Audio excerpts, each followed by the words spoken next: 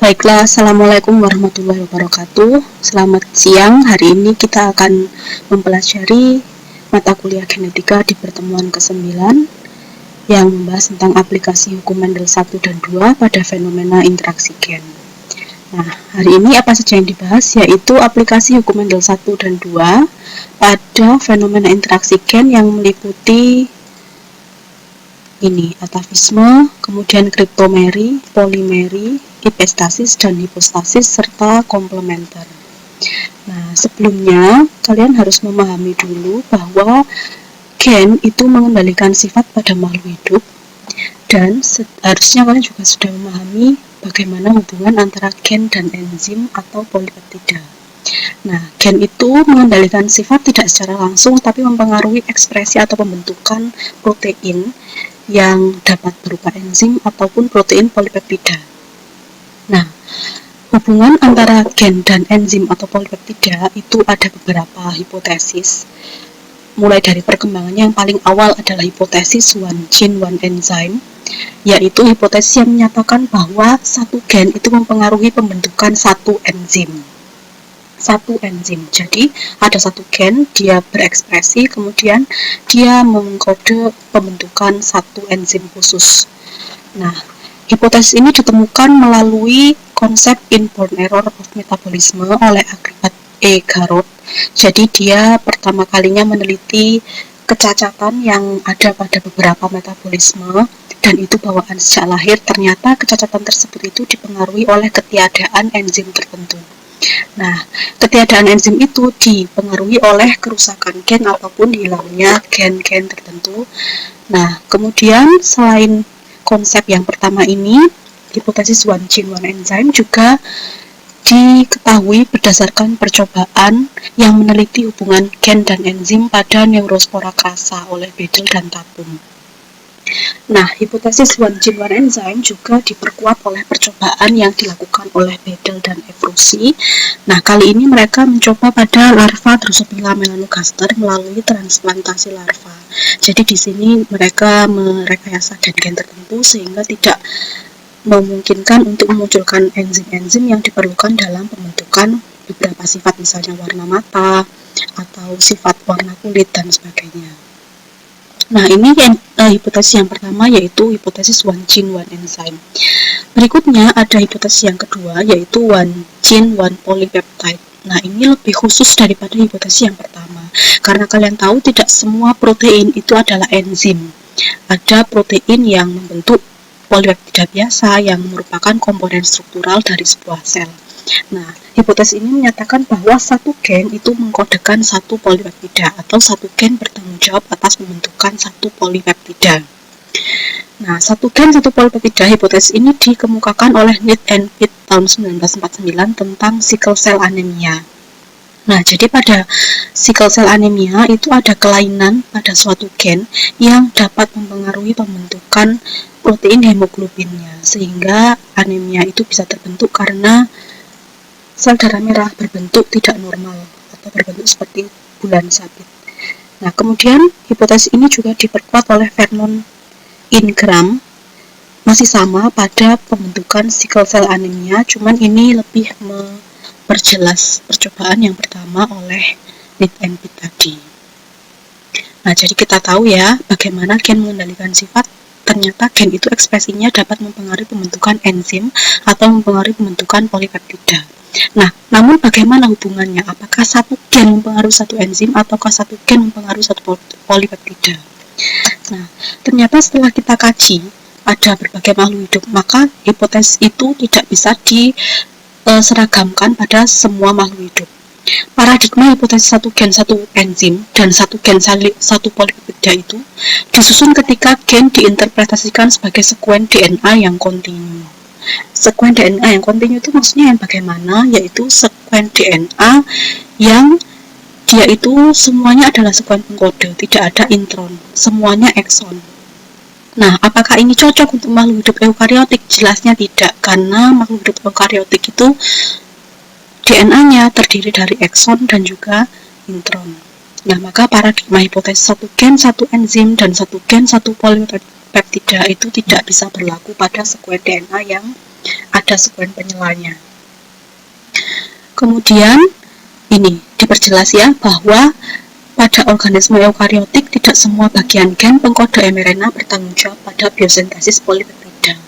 Nah, di mRNA itu kan ada intron yang harus dibuang melalui proses splicing yang sudah kalian pelajari di pertemuan ke-6 ya, yang membahas tentang translasi.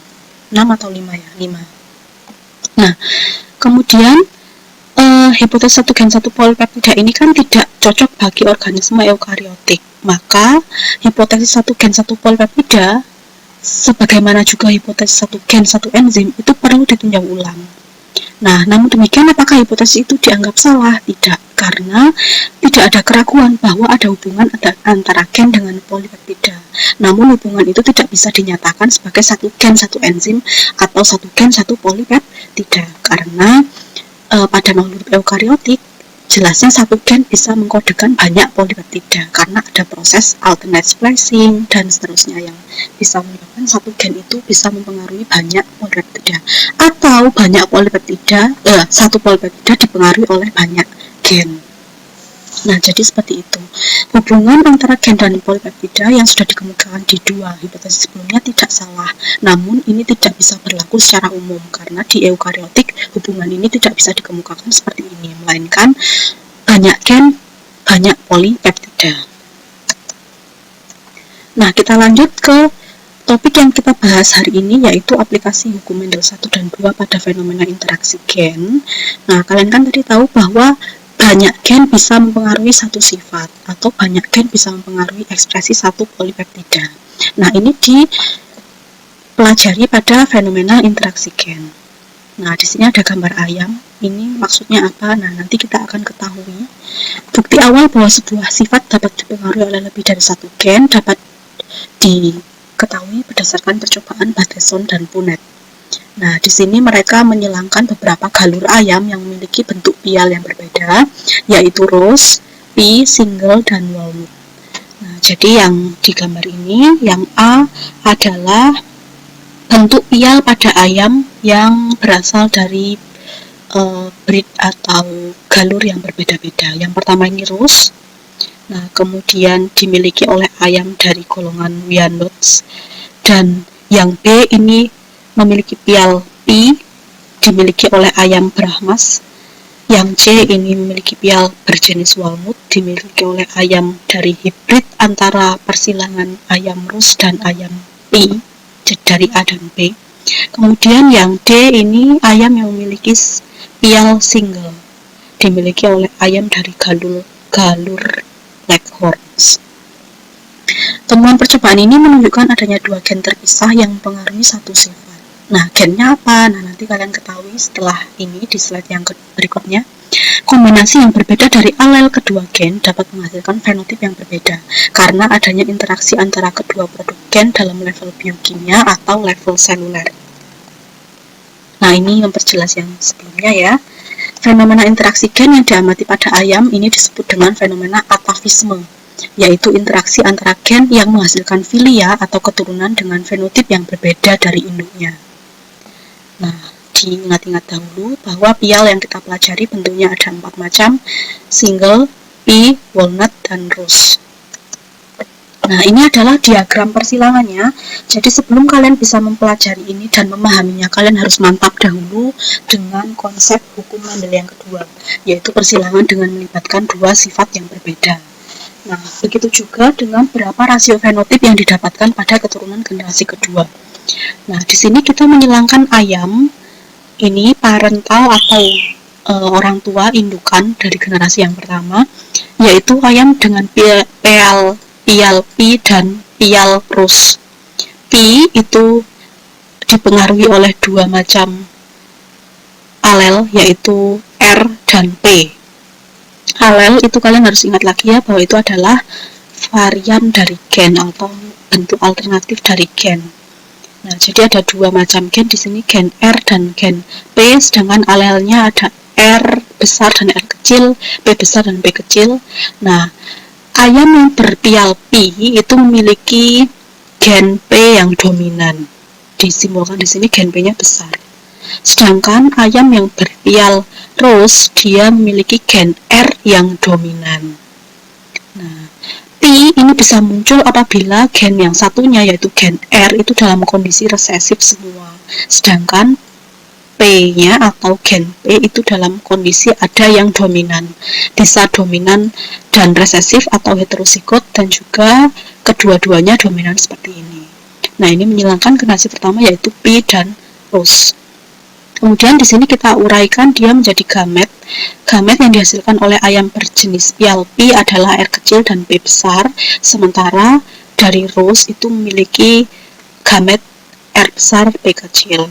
Ketika dia disilangkan, F1-nya membentuk R besar, R kecil, P besar, P kecil. Saya harapkan di sini tidak ada yang bingung ya untuk menentukan F1-nya, karena ini adalah basic yang sudah kalian dapatkan di konsep hukum Mendel 1 dan 2. Jadi generasi pertama didapatkan pial ini R besar R kecil, P besar P kecil. Nah, di slide yang sebelumnya saya sudah jelaskan bahwa ini walnut itu adalah hibrid yang dibentuk antara persilangan ayam Rose dan ayam P. Nah, sehingga ketika menyilangkan P dan Rose dapat dipahami bahwa F1-nya adalah walnut dengan kondisi genotip seperti ini. Nah, di sini yang kita ungkap atavismenya belum kelihatan. Nah, atavismenya kelihatan dari mana? Dari percobaan menyilangkan sesama F1 untuk membentuk F2. Nah, F1 ini sesamanya saling disilangkan, yaitu walnut dengan walnut, gametnya diuraikan. Nah, R besar R kecil, P besar P kecil, ketika diuraikan gametnya membentuk seperti ini, 4 macam gamet, yaitu R besar P besar, R besar P kecil, R kecil P besar, dan R kecil P kecil. Ini untuk jantan dan betinanya sama. Kemudian ini disilangkan dengan menggunakan Punnett square. Nah, setelah disilangkan, maka kalau kalian mengingat lagi hukum Mendel yang kedua, maka kalian akan dapat memperkirakan bahwa perbandingan fenotipnya akan mengikuti pola 9331. 9331. Nah, tapi untuk 9331-nya itu semua sifat itu yang muncul pada fenotip F2 itu pasti sifat yang dimiliki oleh parental generasi pertama. Jadi, kalau tidak Rose, ya P, seperti itu. Nah, tapi ternyata di sini ketika dia itu menyilangkan sama F1 membentuk F2, maka didapatkan fenotip 9 walnut, 3 Rose, 3 P, dan 1 single. Nah, muncul satu pial di sini yang tidak ada sama sekali pada indukan-indukan sebelumnya. Jadi, di sini kan menyilangkan P dengan Rose, hasilnya walnut. Tapi setelah di F2, maka akan muncul satu lagi pial yang itu merupakan hasil dari interaksi gen. Nah, tidak ada yang salah dengan rasio fenotipik, namun yang menunjukkan adanya interaksi gen di sini adalah munculnya sifat yang baru. Nah, sifat yang baru seperti ini. Nah, ini interaksi antar gen yang menghasilkan filia atau keturunan dengan fenotip yang berbeda dari induk. Karena sebelumnya tidak ada yang memiliki pial single. Nah, ini tiba-tiba di F2-nya muncul pial single. Nah, untuk menentukan walnut, Rose, P, dan single bagaimana? Nah, sepanjang dia memiliki gen dominan untuk R dan P, jadi jika ada R besar dan P besar, maka dia akan membentuk fenotip pial walnut. Jika dia memiliki gen dominan R besar, tapi P-nya semuanya adalah resesif atau P-nya semuanya kecil, maka dia membentuk Rose. Jika dia R-nya semuanya kecil, tapi ada gen P yang dominan, entah itu dominan semua atau heterozigot seperti ini, maka dia membentuk P. Sedangkan jika semua gen, baik R maupun P, berada dalam homozigot resesif, maka dia dalam keadaan pial single. Nah, jadi untuk atavisme, hasilnya adalah 9331 dengan rasio seperti ini, 9 walnut, 3 Rose, 3 P, dan 1 single. Baik, kita lanjut ke fenomena interaksi gen yang kedua, yaitu kriptomeri. Nah, pada kriptomeri ini juga persilangan yang melibatkan beberapa gen, tidak hanya satu macam, tapi 2 macam gen yang mempengaruhi kemunculan satu sifat tertentu. Nah, di sini kriptomeri ini adalah peristiwa tersembunyinya gen dominan jika tidak berpasangan dengan gen dominan yang lain. Nah, jadi jika gen dominan tersebut berdiri sendiri, maka sifatnya akan tersembunyi atau bahasa latinnya kriptos. Nah, jadi untuk memunculkan suatu sifat maka gen dominan harus berpasangan dengan gen dominan yang lain. Contoh kasus cryptomeri dapat diamati pada persilangan bunga Linaria marokana. Bunganya seperti ini ya, ada di gambar. Nah, bunganya ini bisa memunculkan beberapa macam fenotip, yaitu bunga berwarna ungu, kemudian bunga berwarna putih. Nah, jika bunga Linaria marokana ini dianalisis, maka dia akan memunculkan 4 macam gen, yaitu gen pembentuk pigmen antosianin dan gen yang tidak membentuk pigmen antosianin, kemudian gen yang membentuk protoplasma bersifat basa dan gen yang membentuk protoplasma bersifat asam. Nah, bagaimana persilangannya akan kita lihat di sini. Nah, di sini P1 atau parental generasi pertama, kita coba menyilangkan bunga merah dengan bunga putih. Bunga merah ini genotipnya kondisinya seperti ini, A besar, B kecil, B kecil. Nah, jika A besar, maka dia itu memiliki gen untuk membentuk pigmen antosianin. Nah, pigmen antosianin ini bertanggung jawab untuk munculnya warna pada bunga. Jadi kalau tidak ada pigmen, maka warna pada bunga tidak ada, otomatis bunganya menjadi putih. Nah, gen A besar dan B kecil. Nah, B kecil tadi ini adalah gen untuk apa? Protoplasma bersifat asam. Nah, untuk memunculkan warna, pigmen antosianin ini baru bisa dibentuk atau disintesis ketika protoplasma dalam keadaan basah. Sehingga untuk membentuk warna bunga tidak hanya diperlukan gen A besar saja, melainkan harus muncul juga bersamaan dengan gen B besar. Jadi pigmen warna hanya bisa terbentuk jika ada A besar dan B besar. Nah, kalau seperti ini, pigmennya ada, tapi protoplasmanya bersifat asam, sehingga warnanya yang terbentuk adalah merah, tidak menjadi warna ungu.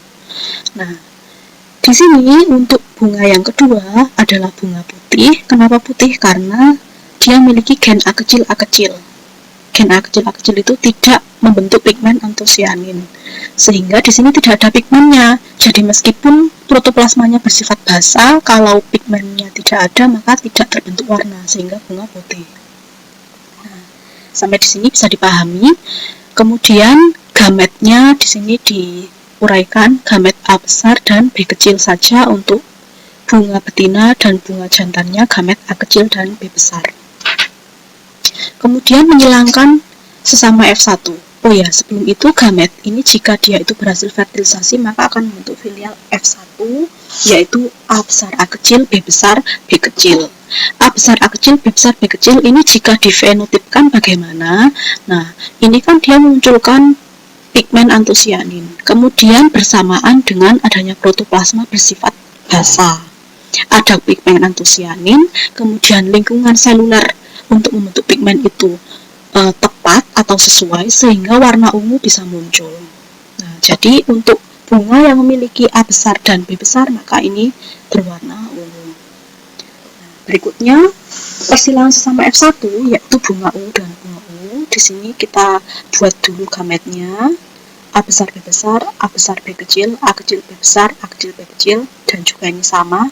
Nah, maka kita mendapatkan 16 macam genotip ya. Dan kemudian fenotipnya bagaimana? Nah, kita harus menentukan dulu bunganya berwarna apa. Kita tadi tahu bahwa untuk membentuk warna ungu perlu gen A besar dan perlu gen B besar. Jadi sepanjang ada A besar dan ada B besar, pasti bunganya muncul warna ungu. Sehingga yang pertama ini ungu, ada A besar B besar, ini juga ungu karena ada A besar dan B besar, ini juga ungu, bunga ungu, bunga ungu. Nah, ini bunganya berwarna merah karena di sini ada gen untuk membentuk pigmen antosianin, tapi kondisi sitoplasma atau protoplasmanya tidak sesuai, yaitu asam, sehingga warna ungu tidak bisa muncul. Pigmen antosianinnya yang terbentuk hanyalah sebatas warna merah. Nah, di sini berwarna ungu juga karena ada A besar dan B besar. Ini merah karena B-nya kecil semua. Nah, ini ungu karena A besar B besar. Ini ungu. Nah, ini putih. Kenapa? Karena di sini tidak ada gen untuk membentuk pigmen antosianin, sehingga meskipun protoplasmanya basah, maka dia tidak membentuk warna. Ini bunga putih karena A-nya kecil, bunga ungu, merah karena B-nya kecil semua, bunga putih karena A-nya kecil semua dan bunga putih. Sudah tidak ada pigmen, kemudian si protoplasmanya juga bersifat asam sehingga bunganya terbentuk warna putih. Nah, kemudian bagaimana perbandingan fenotipnya? Perbandingan fenotip untuk ini adalah bunga ungu 1, 2, 3, 4, 5, 6, 7, 8, 9. Kemudian merahnya ada 1, 2, 3, dan putihnya adalah 4. 9 banding 3 banding 4 untuk bunga ungu, merah, dan putih. Nah, itu untuk kriptomeri. Nah, berikutnya adalah fenomena polimeri. Polimeri adalah interaksi antar gen yang bersifat kumulatif atau saling menambah. Jadi gen tersebut saling berinteraksi untuk mempengaruhi dan menghasilkan satu sifat yang sama. Maaf ya, ini keturunan diganti dengan satu sifat yang sama. Nah, kalau di sini tadi itu bisa membentuk jika berpasangan sama gen dominan. Kalau di sini antar gen itu nggak peduli dia dominan ataupun dia resesif, maka dia sifatnya kumulatif, bisa saling mempengaruhi. Jadi semuanya gen itu muncul sifatnya, saling menambahkan. Contohnya adalah gandum berbiji merah yang memiliki dua gen, yaitu anggap saja gen itu disebut M1 dan M2. Apabila kedua gen tersebut bertemu atau ada secara bersamaan, maka ekspresi warna yang muncul akan semakin kuat.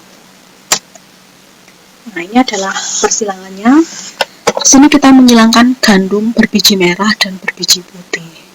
Nah, untuk M yang besar ini gen yang dominan dan M yang kecil ini gen yang M kecil ini resesif.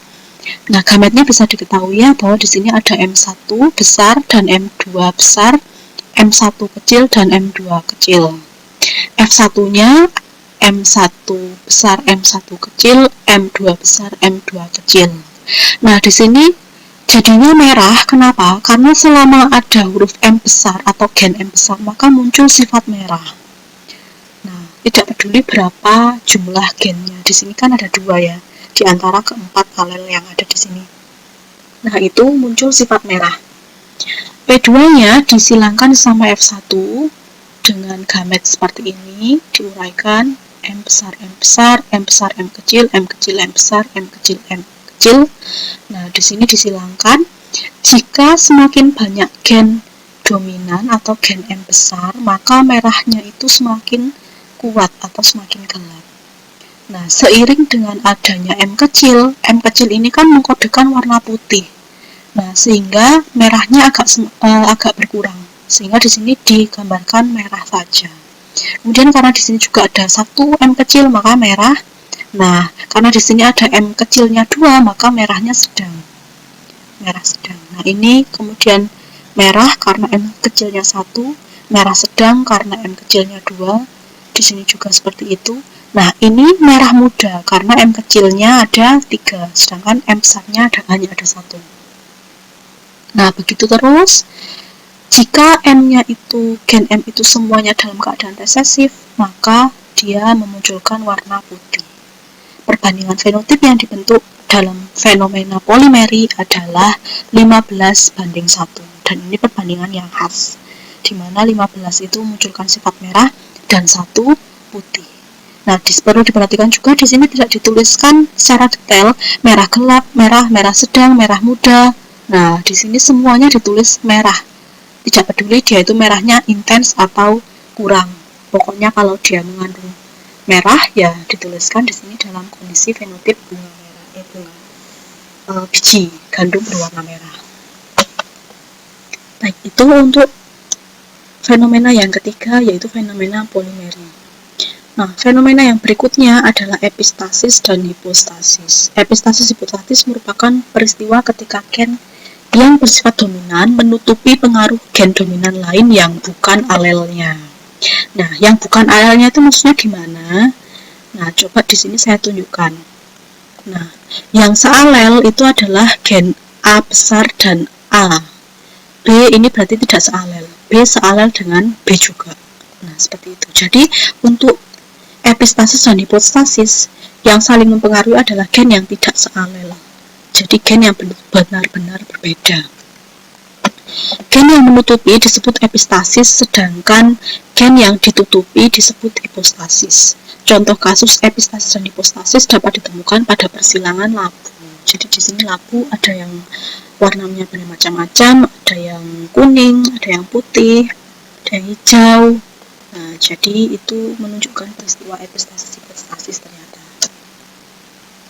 Di sini ada persilangannya, yaitu parental atau indukan yang pertama menyilangkan antara labu putih dengan labu hijau. Nah, jadi jika ada P besar dan K besar, maka labu berwarna putih. Sedangkan jika semua gen dalam kondisi resesif, maka memunculkan warna yang hijau. Gametnya ditentukan dulu untuk labu yang betina, P besar K besar, untuk labu yang jantan, P kecil K kecil. Filial satunya adalah P besar P kecil K besar K kecil, atau 100% labu putih karena ada P besar dan ada K besar. Nah, untuk parental kedua menghilangkan sesama labu putih dengan labu putih hasil anakan generasi pertama ini. Nah, ringkasannya di sini dituliskan tidak menggunakan Punnett square ya, tapi kalian kan sudah mahir semua menghilangkan ini dengan ini akan membentuk perbandingan khas Mendel 2 yaitu 9331. Namun kalian harus hati-hati menuliskan fenotip di sini. Nah, selama ada P besar dan K besar maka labu berwarna putih. Nah, kemudian P besar K kecil.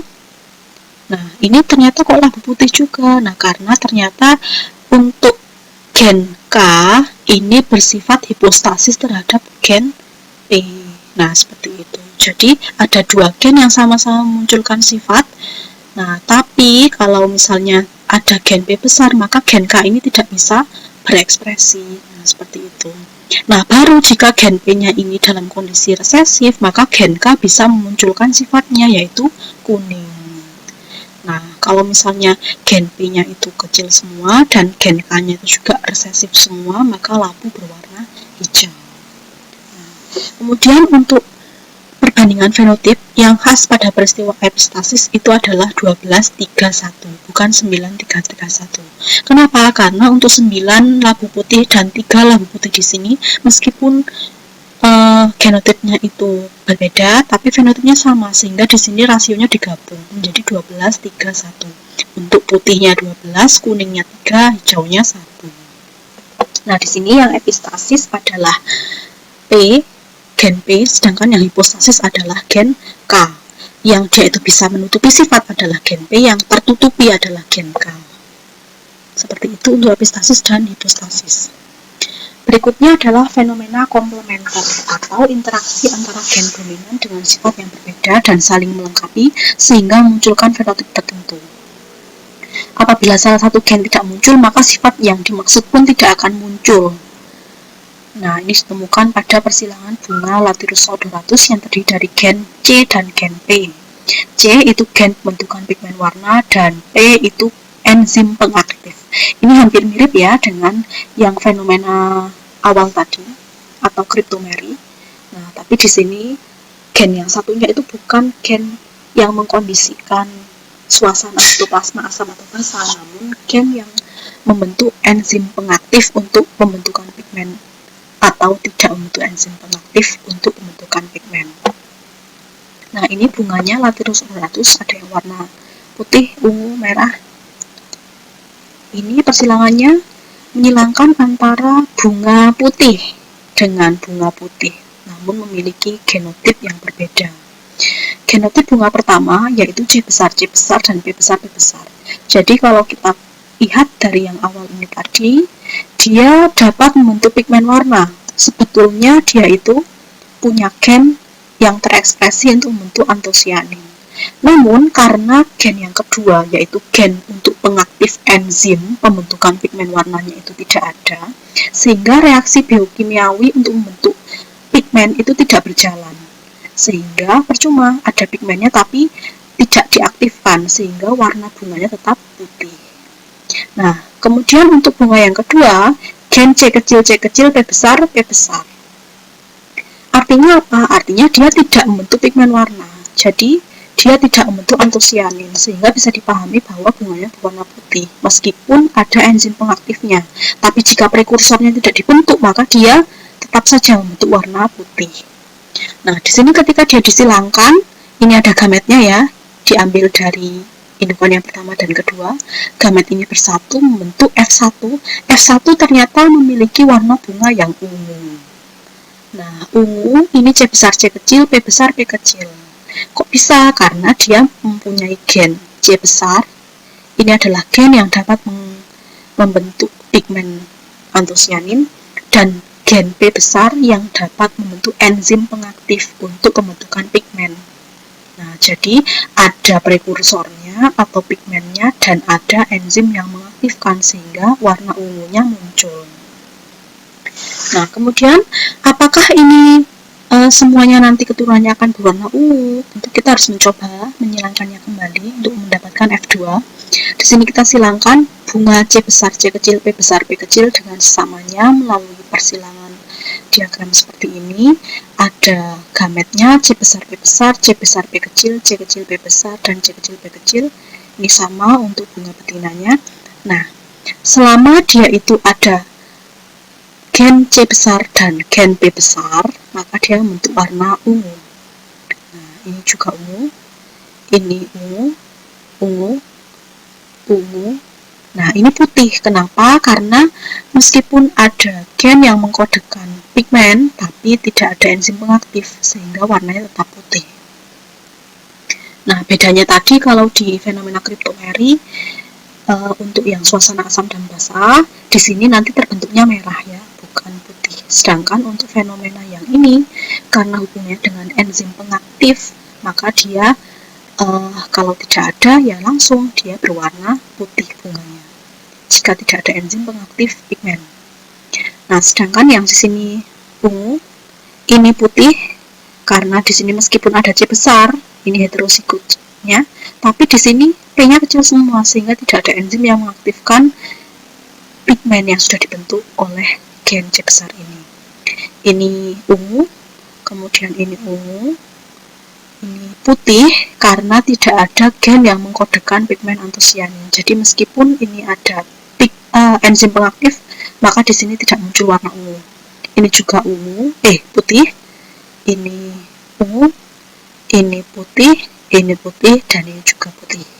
Sehingga ketika kita menganalisis rasio fenotipiknya, didapatkan 9 bunga berwarna ungu dan 7 bunga berwarna putih. 9:7. Ini rasio khas untuk fenomena komplementer.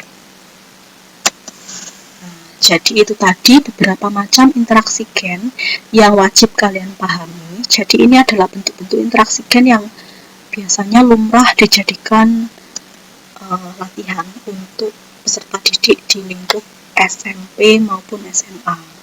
Jadi ini bentuk-bentuk interaksi gennya.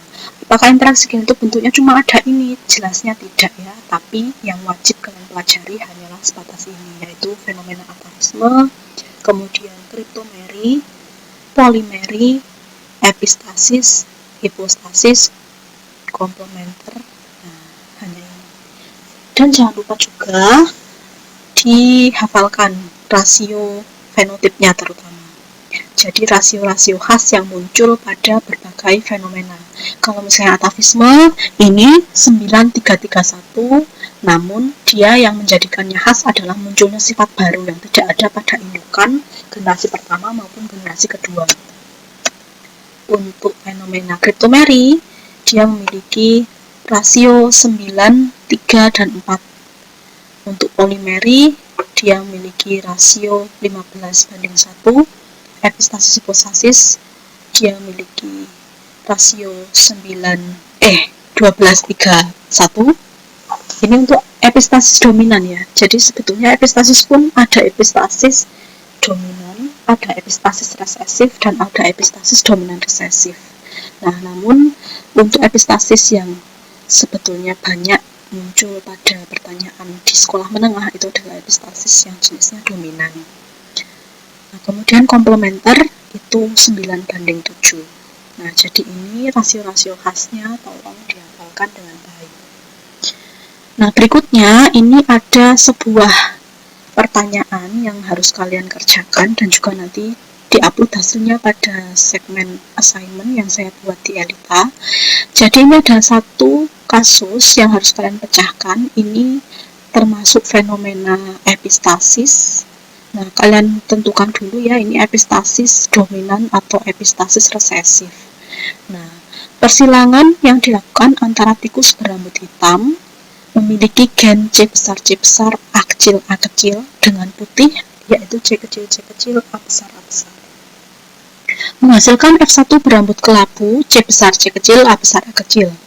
Jika diketahui A yaitu gen untuk membentuk warna kelabu, A kecil gen untuk warna hitam, C besar itu gen untuk memunculkan warna, dan C kecil gen untuk tidak memunculkan warna, dan C kecil itu epistasis terhadap A besar dan A kecil.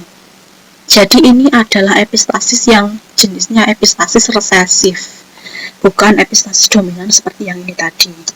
Nah, coba kalian cari epistasis resesif itu reaksinya seperti apa atau persilangannya seperti apa, kemudian rasio fenotip khasnya itu berapa. Nah, coba kalian buat persilangannya, kemudian nanti jika sudah selesai kalian scan dan diupload jawabannya ke Elita. Nah, seperti itu. Kalian di sini tugasnya adalah menentukan perbandingan fenotip F2-nya. Jadi menyilangkan sampai F2 dengan fenomena epistasis resesif, kemudian fenotip F2-nya kalian uraikan. Ada warna apa saja dan jumlahnya berapa. Nah, baik itu ya untuk bahasan kita hari ini. Jika ada pertanyaan atau tanggapan atau kritik dan saran, kalian bisa menuliskan di kolom forum diskusi yang saya upload juga di Elita. Nah, kemudian untuk minggu depan kalian mempelajari topik mutasi. Nah, ini kalian meringkas dari buku Snustat. Mutasi ada 5 topik. Jadi nanti ketua kelas tolong diorganisasikan temannya untuk dibagi menjadi 5 topik. Ini meringkasnya secara individu ya, karena kalian semuanya sedang belajar di rumah. Jadi ada beberapa anak yang meringkas topik 1, beberapa anak yang meringkas topik 2, 3, 4, dan 5. Nah, berikutnya ini halamannya sudah saya tuliskan. Nah, kemudian ini nanti juga akan diupload di assignment Elita pada pertemuan ke-10. Di pertemuan ke-10 nanti saya akan memberikan video yang serupa seperti ini untuk memperjelas apa yang sudah kalian ringkas. Nah, tidak lupa juga dengan forum diskusinya ya. Nah, jika ada tugas nanti juga akan saya kabarkan berikutnya. Nah, sekian untuk penjelasan saya di pertemuan kali ini. Jika ada kekurangannya saya mohon maaf. Tetap sehat kalian semua, tetap semangat belajar. Wabillahi taufiq wal hidayah. Wassalamualaikum warahmatullahi wabarakatuh.